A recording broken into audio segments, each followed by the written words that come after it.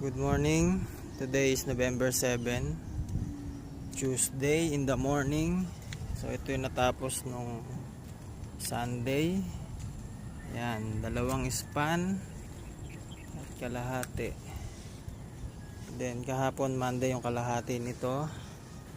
Yung isa, 2, 3 span.